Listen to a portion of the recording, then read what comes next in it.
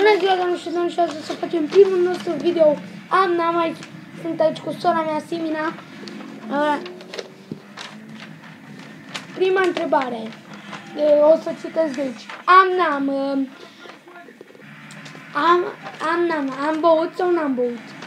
Am băut.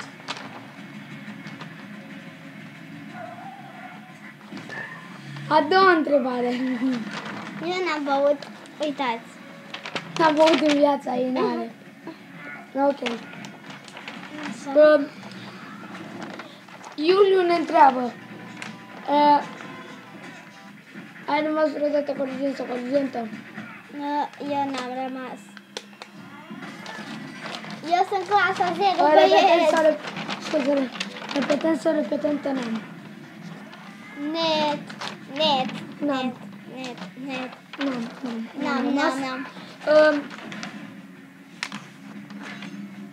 Iuliu Morante ne întreabă. Iuliu Morante. Iulia ce Crazău.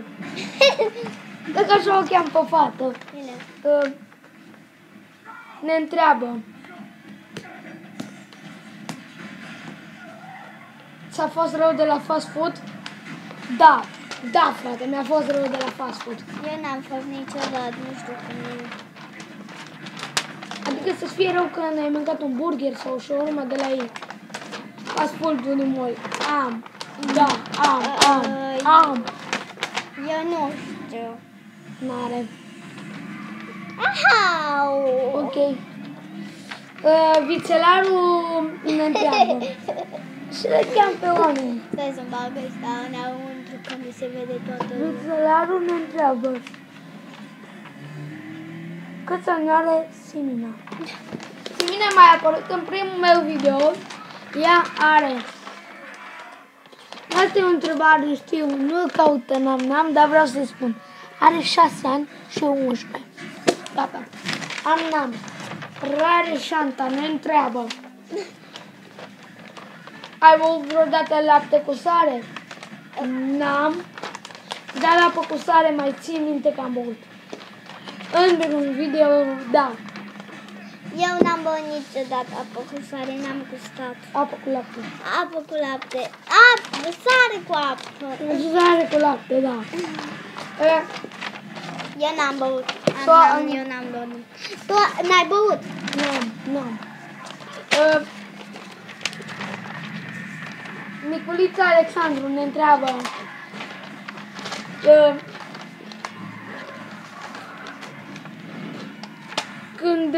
Dacă am fost vreodată la film. Am, băieți, și chiar vă spun sincer, am. Eu n-am fost niciodată. Am fost la film. Când, băieți? Nu de mult, e la late. Vineri. Eu n-am fost. Am fost vineri la Ăsta-i de film. fost? Nu. Eu n-am fost, băieți. Și eu am fost foarte fain cu Mr. Bean. Hai. Na, ok.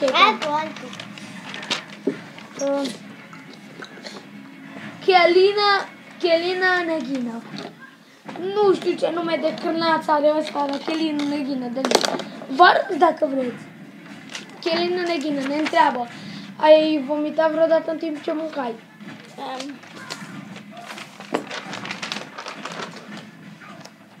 Cine tu ai? Ai mâncat iaurtul și ai vomitat? Da. Și ai vomitat când mâncai? Eu n-am pățit-o. Ai vomitat în somn?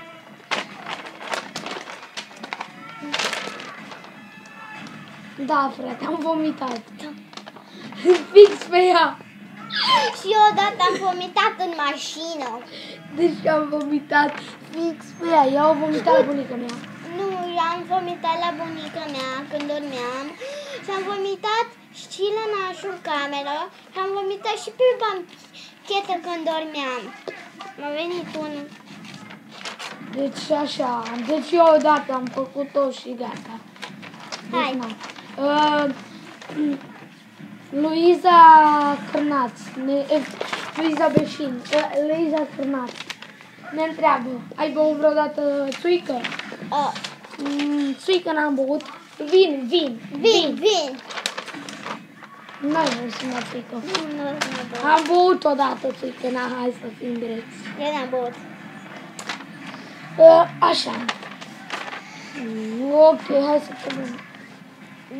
Eu nu beau. Răzvan Moldovan mă întreabă. Ai bătut vreodată pe cineva la școală? Nu, n-am, știi, n-am. În viața mea n-am bătut.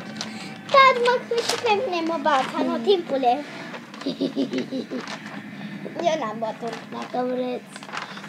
Scuze, stai să vă zic că aici o să ieșim puțin din video. Dacă vreți promovare, 2,99 lei. Eu n-am. 2,99 lei. Gata. Ai, mesteci cu mai ascultă. Că ne facem de râs. E cum mai bună. Bine, dragă. Așa mănânc eu cu mă orbiți. Așa. Mănânci, mâncare.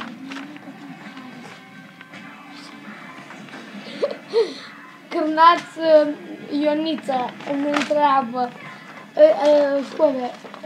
Îmi întreabă. Gândac Alexandru. Cred că și-l chem pe omul, Gândac Alexandru. Bine, și? Poate așa e numele de YouTube. Gândac Alexandru ne întreabă. Câți ani are PS-ul tău? Adică te că l-am cumpărat, vreau să spună, nu? Eu n-am PC-ul. Am. Prieteni, dacă mă întrebați, eu n-am PC, dar frate mi-o are. Nu știu de când l-a luat.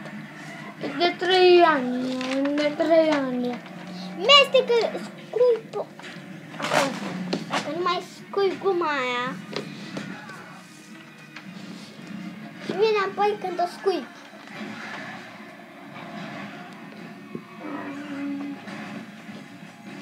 Gata. Vino. Ultima întrebare. Ai n-ai spart 2-3 tablete? Pan?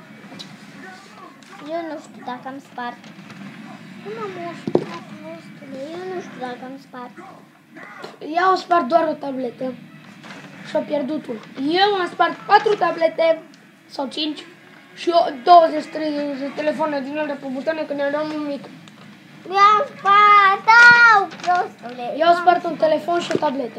I-am pierdut o tabletă. Am. Și închis video de azi. La revedere! Dubladon! Simna, din păcate, nu mai poate să fie ochiul văzut. Și nu-ți arăta ochiul.